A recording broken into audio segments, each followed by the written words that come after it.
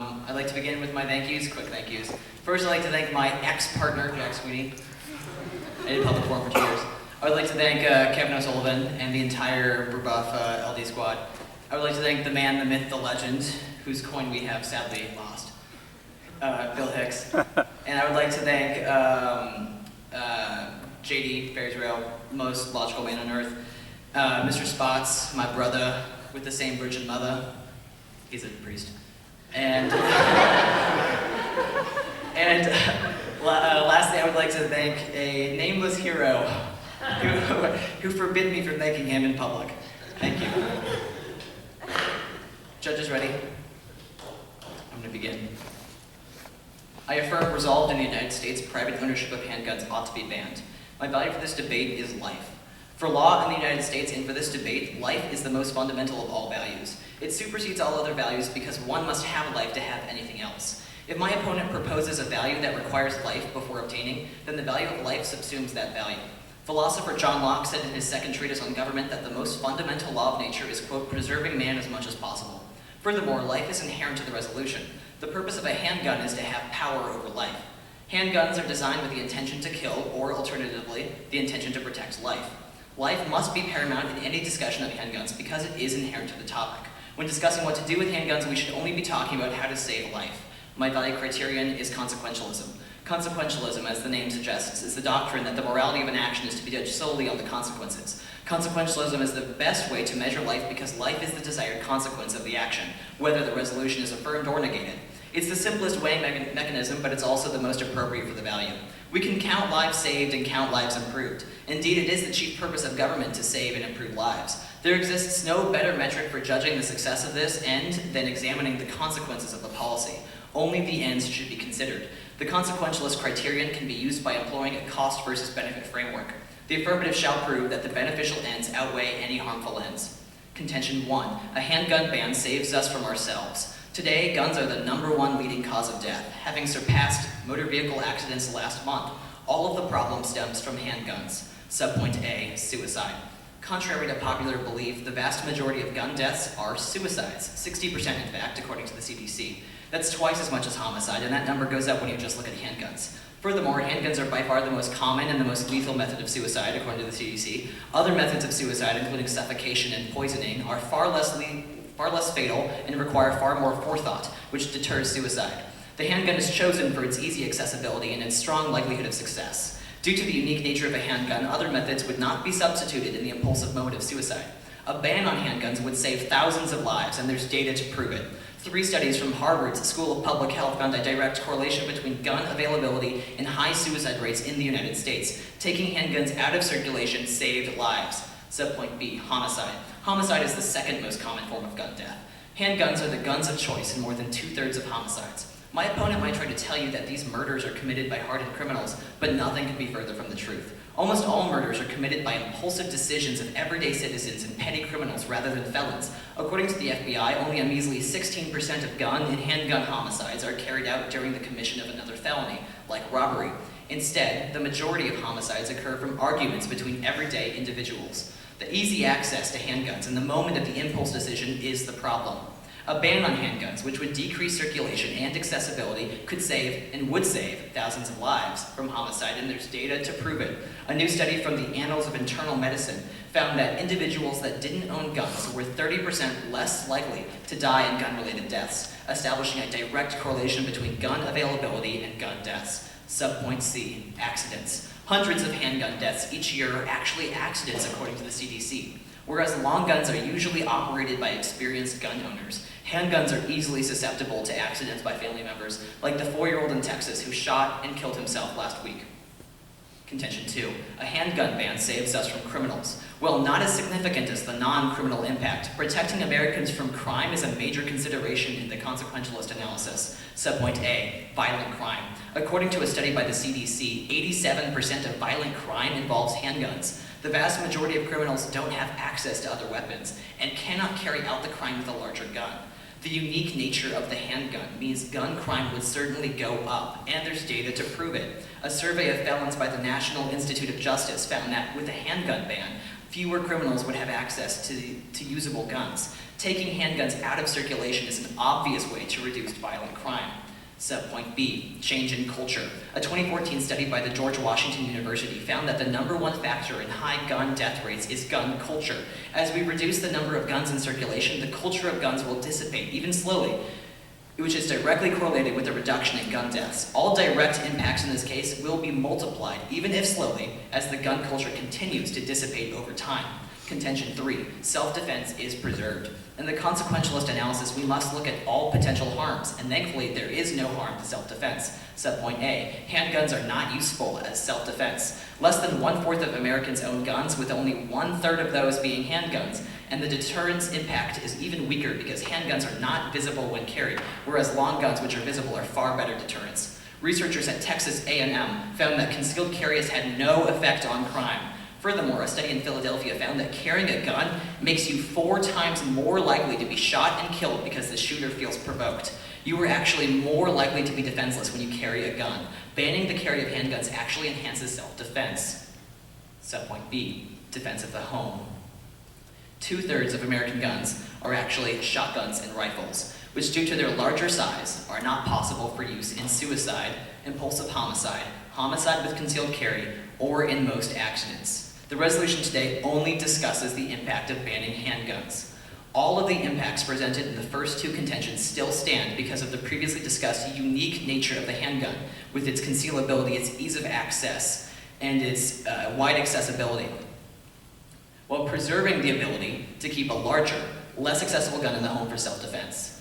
Long guns are also more effective as deterrents. The consequentialist analysis is clear. We save thousands of lives while actually enhancing self-defense. I now open myself to cross-examination.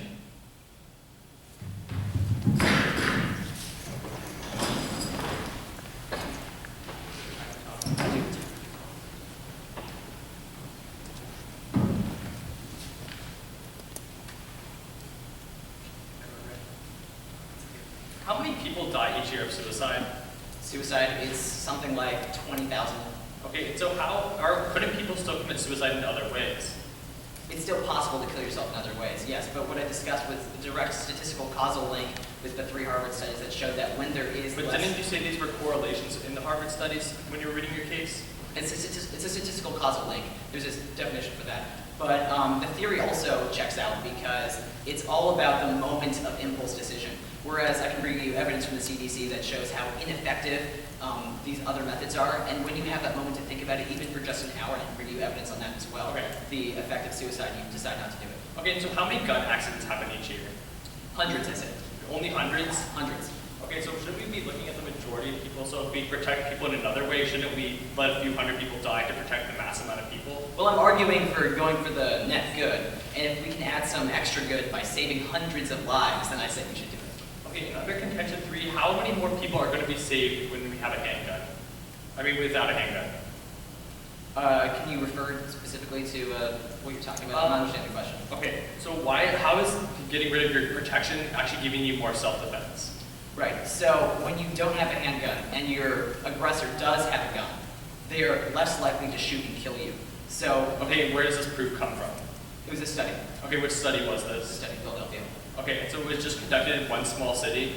Yes, it was a not statistical, but it was a study done in Philadelphia that looked at the effects in a random sample and it was a study that proved illegitimate. Okay, so if someone's pointing a gun at you, you're best to not do anything and let them take whatever they want, or take you, for example? I mean, this data says that's true unless you want to die. Okay, and this is just in Philadelphia, correct? So should we be looking at the whole entire United States because this resolution is US-centric? I don't think there's anything unique about the culture of Philadelphia that makes this statistic inaccurate elsewhere. But wouldn't it be a better sampling if we had a whole entire population versus one small microcosm? If you can provide this kind of exact study on a national level that finds different results, please do. Okay, cool. And then finally, we're going to go back to subpoint B. So how many homicides are happening with a handgun? How many homicides? Yeah, so you're talking about how many people are killed, but how many specifically with just a handgun? I can pull up the FBI evidence. I believe it's about 9,000. Okay, and are criminals all going to give up their handguns? Right, so what I talked about in my second contention was that, my first contention was that the majority, 84% actually, of the homicides are committed by normal folk who would give these up. The portion who would not give them up are going to be the drug cartels, the mafia, and that's a very small percentage of that 16% of felons. Okay, so can't guns still exist in our society, leaving people defenseless when attacked with a handgun? What I argued was that you are better defended by not having a handgun, and there was evidence to prove it. Okay.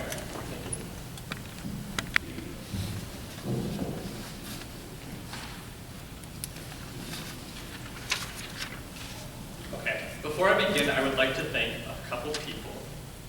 Okay, I'm so blessed to be on the stage in front of you, having the ability to compete for the very last time in the state.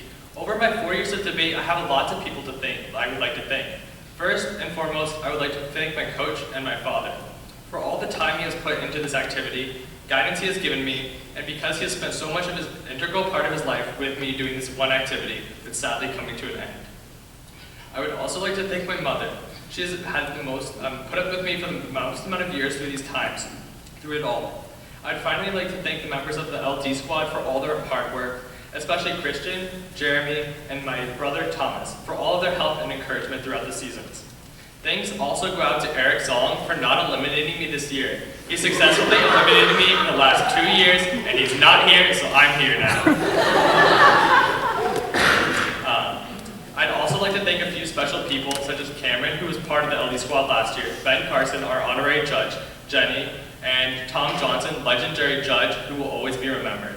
Along with the rest of the team, I congratulate all of you. Finally, I would like to thank all the debaters from the previous years that have helped me in all my journeys, and I'd like to thank my opponent, Tom. He's been a great friend, great partner to work with, and he's made these 4 years special. So now we're going to move on to actually debatey stuff.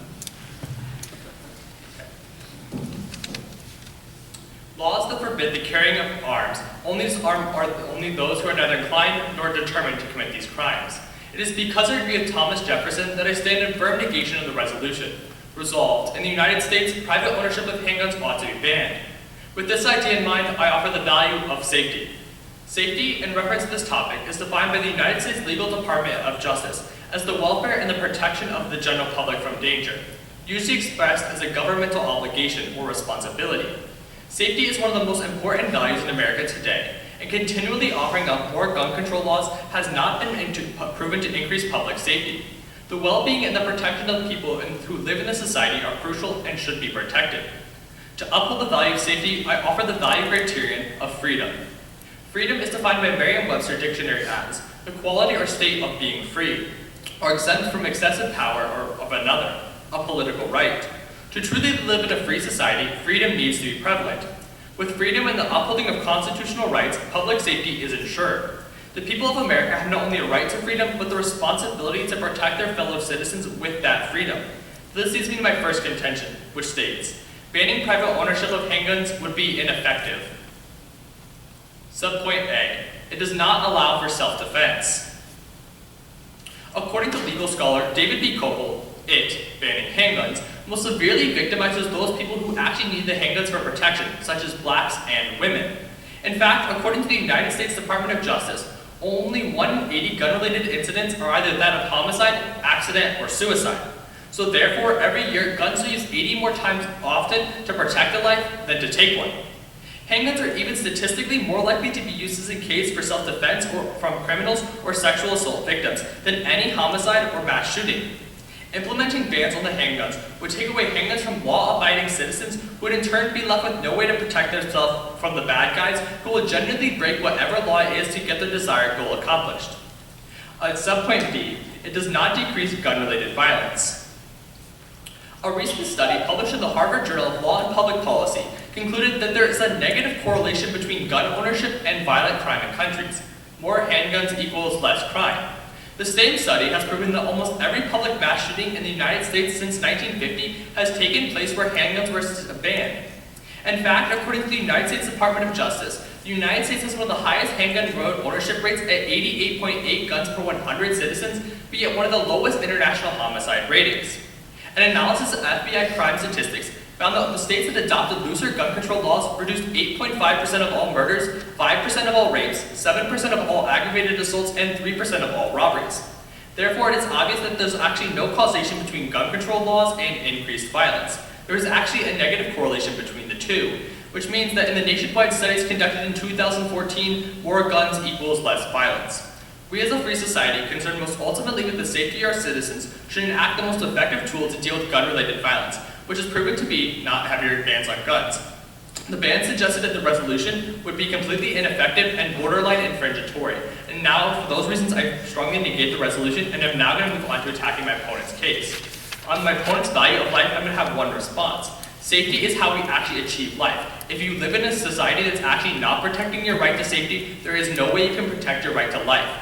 If someone is coming to your door with a possible gun and possibly going to be harming you, there is no way that life can actually be achieved. So safety is the way we can actually get to life eventually. So we first must be in a safe environment to then actually achieve this life. Under the value criterion of consequentialism, I agree that this is an important measuring weight, and we need to maximize two things though: life and security. Whoever proves that they can do these two things more effectively is going to win this round. And finally, we're going to move to contention 1. Answer subpoint A. He brings up this example of suicides, but it only provides small microchasms of example. Let's take a look at a much more big study that was actually conducted. Jessica Anya of William Jessup University in 2014 writes, California has been ranked among the states that has the best gun laws by Brandy campaign, or the most strictest. With that said, California has one of the highest rates of suicide rates in the whole entire country.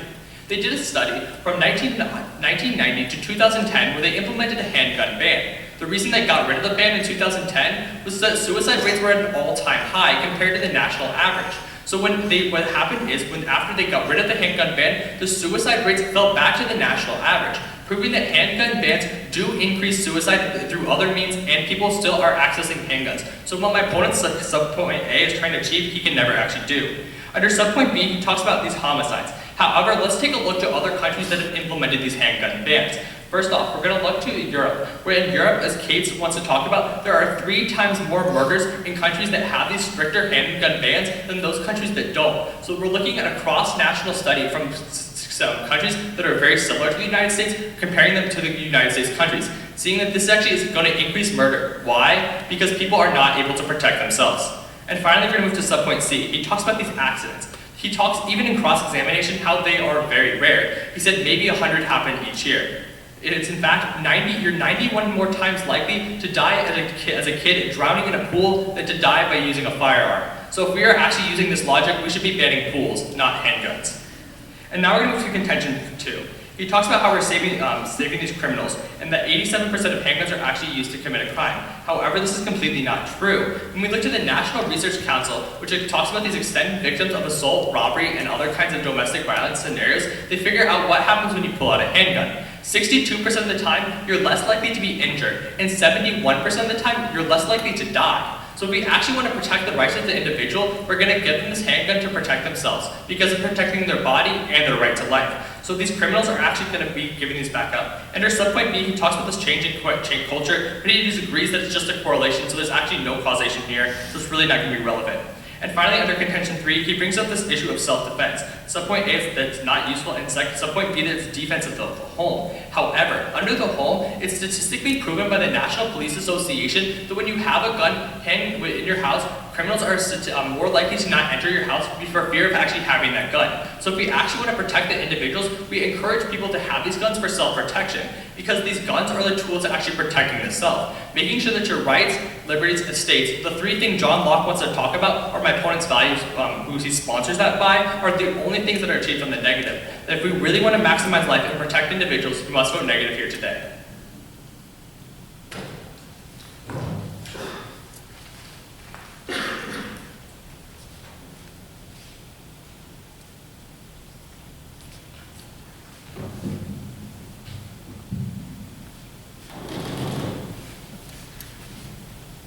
Ready? Okay, let's begin. So your value is safety? Correct. And you said in your response to my case that safety is how we achieve life? If you don't have safety, you can't have life. If you're in a society where it's like the state of nature, for example, your life is not actually protected. So you can't be alive in the state of nature? You can be alive, but your rights are very insecure. So if we don't have a secure state, your right to life is going to be very highly threatened. So safety is just one way to achieve life then? Safety is the #1 way to maintain your life. We're looking at maintaining these things. Okay, let's move on to your criterion of freedom. Yes. I don't understand if you're the most free would be state of nature, where there's no safety, right? No, the most free state is what we're looking at what the government has provided us, because this resolution is United States centric. It has provided us with multiple freedoms that it's given. One of those being the right to own a gun and self-protection. Okay, so when you say freedom, you just mean rights? Yeah, freedom, rights, they're pretty similar, but it's like letting the government not be overly oppressive towards its people and giving them power. Okay, so your criterion is essentially the right to prevent the government from having power? It's just saying that it's the state of being free, or I give you the definition. It's like being able to act as your own and protect yourself, or act as your own individual. Okay. Let's move down to your first contention. Yes. And your evidence in subpoint A, that was Copel? Yes. Okay, great. And subpoint B, you talk about the Harvard study. That was a 2007 Harvard study? Yes, that is. Okay, gotcha. And let's go down to now your attacks on my case. Okay. You said that in response to consequentialism, that the winner is the one who maximizes life and security? Yes, because they're both so closely linked together. So they're the same thing? They're not the same thing, but they're kind of like causation. One causes the other. If you don't have security, your life essentially is not really yours to control because there's no protection of it. And if you don't have life, you're obviously not alive to enjoy the right to security. So they're very tightly linked. Okay, next you talk about the California example. Yes. Okay. Did California successfully reduce the number of guns in the state? Yes, they actually did. We saw a significant decrease in the amount of guns that were actually in the state at the time. The handgun ban was actually ineffective. Was it ineffective? Yeah, the handgun ban was ineffective at achieving its goals of reducing suicide and homicide. But it was effective at reducing guns? Yeah, it reduced guns, but it didn't do anything else. It increased them, actually. Gotcha. And you talk about Cates again? In your... I talk about... Where are we talking about? On your attacks on my first contention. Yes. Okay. And you said that was that the same study, the Harvard study?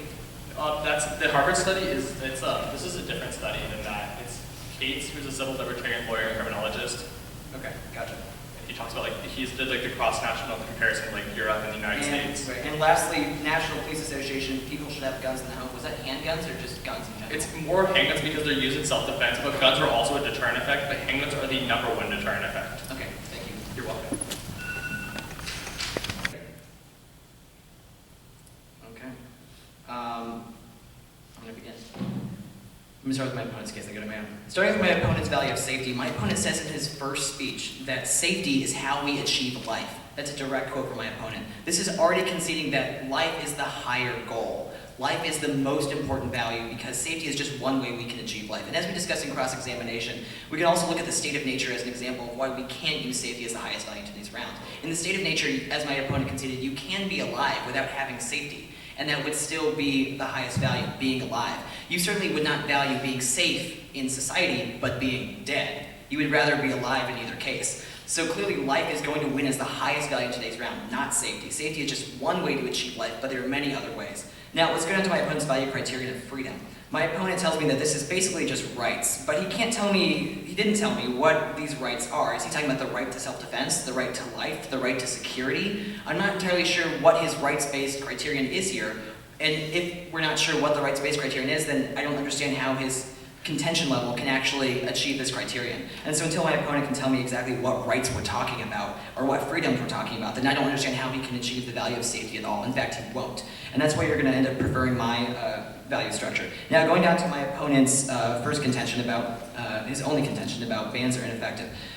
First refer to the subpoint A where he talks about self-defense. And he begins talking about minorities. This idea that minorities need handguns is dependent on the false claim that anyone is safer with handguns. And you can refer to my constructive with the 4 times more likely to be shot and killed, or the statistical evidence about why you're more likely to die, and to see that even minorities, those are especially the ones that we should protect and take away handguns.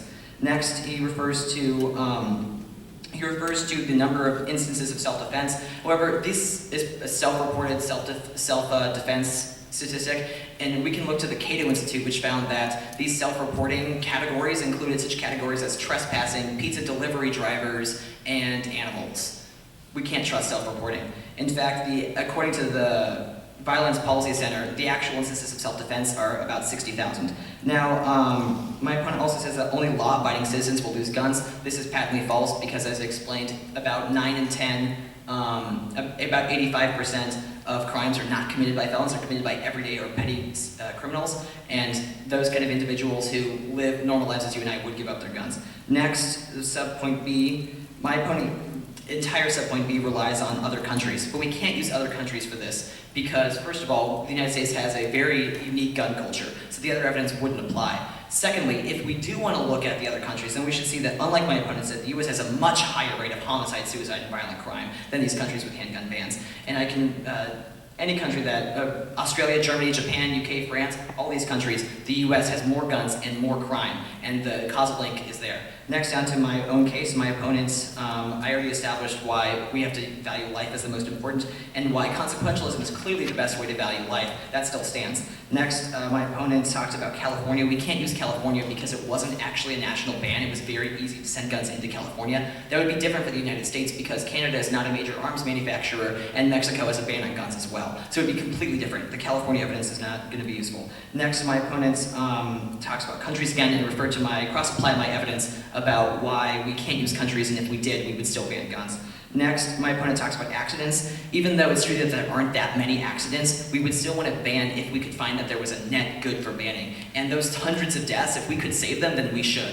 The only reason we don't ban pools is because there's a net good in pools. There's no net good in handguns. Next, my opponent says you are less likely to be injured and die with a gun. However, I brought you direct counter evidence to that from the reputable sources, the Institute of Internal Medicine and the other studies. And lastly, my opponent conceded that the National Police Association evidence can include other guns, such as rifles or shotguns. Thank you. So first, starting by attacking my opponent's value one last time, it's very clear he wants to make you think that security is a prerequisite to life. They're so closely intertwined. If you simply lack the right to security, your life essentially ceases to become your own to control. You are minutes away, maybe even seconds away from your own intimate death. That's why the state of nature is the worst place to live. There is no protection for you. You can die at any second. But through the rights of security, your life is protected for far much more time. That's why we came out of the state of nature through the social contract to form government, to protect our rights, security, and life. And it does that. So, see, under value creation of consequentialism, we still are looking at maximizing life and security. Under contention 1, he talks about how California shouldn't be looked at in this round simply because it could flow into other countries. However, under cross-examination, my opponent agreed that yes, the guns actually did decrease in that area. So even if there are guns still coming in from other cities or other states around them, the gun rate still dropped, which is important because we still see suicides rising. So there's a lower amount of guns actually in this state, be it a higher rate of suicides. So we actually are implementing a microcosm of a ban in one state and actually seeing that it's actually working in the end. And it's actually not working and they're giving us the underside of reporting. Under subpoint B, we talk more about these this homicide. However, he doesn't want to look at these other countries. Yet these other countries are the most effective way to actually be doing so, simply because many other countries are very similar to the United States in how they work. When we looked at Europe, which has often been modeled after the United States in many different ways, and it even broke away from Europe at one point in time, we can see that the murder rate is 3 times higher in countries that have handgun bans than those who don't, simply because self-protection is not happening. Under subpoint C, let's talk about how we need to do this for net good, but we can see that we're going to be taking more lives through other methods than actually protecting these 100 individuals. Under contention 2, we still recognize that these people are criminals, and he wants to talk about how the majority of them are going to give back their guns. He says 9 out of 10 or 85%. However, that still means that 10% to 15% of people are not giving you their guns back. That means 10 or 15% of people can control another person easily with a handgun. And finally, under subpoint C, contention 3 we'll address later on because it's more on the negative side. So moving on to defend the affirmative value of safety. He talks about how this is still intertwined, yet safety is the only way we can actually achieve life. If you're unsafe, your life essentially is not really going to be there for that long. Under the value criterion, he wants me to specify which rights. If you under my cases, specify to you the rights to security and the protection of individuals' rights and freedoms. That's what I was specifying to you under my value of freedom. When the people are supposed to do that, the government gives us this right to freedom. It gives us many different freedoms. That's why the Bill of Rights exists, to give people its basic liberties and freedoms. Under contention 1, he talks more about these minorities and how it's 4 times more likely to actually do this. But I have much more counter evidence. How these minority people are actually the ones most disenfranchised on these handgun bans. They're the people that are lesser in the society, or some people think that they're going to be abused with these handguns. We want to protect the minoritarian groups that are more likely to be harmed, and to best do so, we must get rid of handguns. And under subpoint B, he talks more about the self-reporting, how this all was evidence of self-reporting, yet he never really provides any examples of this. Even if this says self-reporting, we have multitudes of other statistics that give us the same thing, which brings us to subpoint B. He says these other examples are other countries, however, they're not. The first study was a Harvard Journal of Law and Public Policy in the United States conducted since 1950 and found that there's a negative correlation between handgun ownership and violent crime. So it's a US-centric nationwide study. The second one was conducted by the United States Department of Justice, looking at handgun ownership and by people per 100 and comparing that to how many people were actually harmed. It's another US-centric study. And the final one was looking at what kind of people are victimized by getting rid of a handgun ban. And that's what the FBI told you in the United States. Where handgun bans have been implemented, they failed, and their murder rates, rape rates, aggravated assaults, and all robberies are increased by over 5% in each of those areas. If we really want to protect the people, we keep our guns. Now we're going to move to the two voting issues of this round here today. The first is going to be that of safety and security. We need to make sure that all people are protected and their rights and liberties are protected. However, safety is a unique negative argument.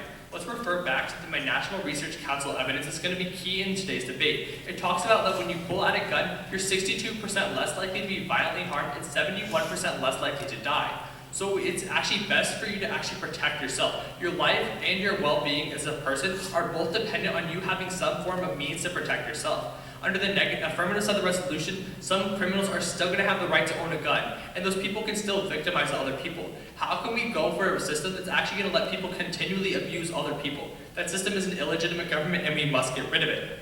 And finally, voter issue number 2 is going to be the protection of individuals' lives. We both agree that this is something that's really important, but yet the affirmative is failing to achieve. First off, we looked at the suicide rates in California and how they skyrocketed when the handgun ban was actually implemented. People are still continuing to kill themselves. Accidents are still occurring, even though he wants to say that they are not. Finally, we look at this case evidence from Europe that proves that murder rates are skyrocketing. And we also looked at other empirical examples in the United States that have proven that this is not the most effective way to do so. So we want to make sure that people's life and well-being are best being protected. Finally, you're 91 more likely times to die in a pool, which is telling you more why these handguns are not really that big of a threat. Well, I'd like to close on the one statistic that handguns are used 80 times more often to protect a life than to take one. So if we really want to make sure that all individuals' rights, liberties, securities, and estates are best being protected under the Lockean system, we must negate the resolution and make sure that all people have the freedom to own a gun and protect themselves.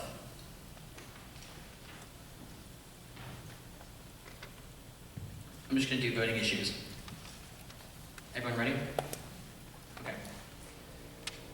First, let's look at the top of the flow. That's going to be the first voting issue, is going to be the value. This is still a values debate, no matter how much public forum evidence we're using. And if you look at the value debate, the affirmative has handily won. My opponents still cannot deny the fact that he concedes that safety achieves life. He tries to say that safety and life are basically the same thing and that they're interwoven together, but the reality is you can be alive without safety, and that safety is just one way to achieve life. Life being the highest goal. Life has won this values debate already, and that's already the reason to sign the ballot for the affirmative. Next, the value criterion. My opponent gives the clarified value criterion of the right to security. I don't understand exactly how the right to security achieves security. It seems a bit circular. But the better value criterion is consequentialism, which my opponent seems to be using with all of his evidence anyway, which is looking at the consequences. So the winning value structure is going to be life and consequentialism today, and already you can sign the ballot for affirmative. Next, let's look at the second voting issue, which is going to be suicide. We've talked a lot about violent crime, but the most important impact today is still suicide. Refer back to my construction, in which I showed you that 60% of gun deaths are suicide. The winning evidence in this round is 3 studies from Harvard School of Public Health finding a correlation and causal link between availability and high suicide rates in the United States, not outside the United States, with the gun culture. 3 different studies, again and again, showing we are saving potentially thousands of lives by banning handguns because of the unique nature of a handgun. So already, because the number one impact of having handguns is suicide, and the number one way to save lives is banning handguns, you can sign your ballot for affirmative again. The third voting issue is going to be self-defense, especially against another guy with a gun. My opponent has brought up evidence, again, about the 80 times more likely to use in self-defense than in a murder. Once again, refer back to my critique of how this is self-reported and has wildly different categories, and really is probably close to 60,000, not the 80 times. in reality, this self-reported number is not something you can use and weigh in the debate. So self-defense is actually not nearly as common as my opponent tries to make it out to be. In fact, far less common than the impact of actual murder, suicide, homicide, and the like. And furthermore, my contention 3 still stands now with the 2 points. First being that you are 4 times more likely to die when you have a gun because the shooter feels provoked. And secondly, you still have the ability to defend yourself with other guns. These guns make it impossible to kill yourself because they're so large. Hard to use in impulsive decisions, so you're saving lives there. But hard to use in accidents, yet you still have them in the need for defense against a home invasion or against a tyrannical government, etc. So you still have the right to self-defense. And one last thing to say is that this is on balance. If I can prove even a tiny net good, small net good, you have to vote for the affirmative. And I've clearly shown that with my superior evidence of Harvard, Annals of Internal Medicine, even accidents. Thank you.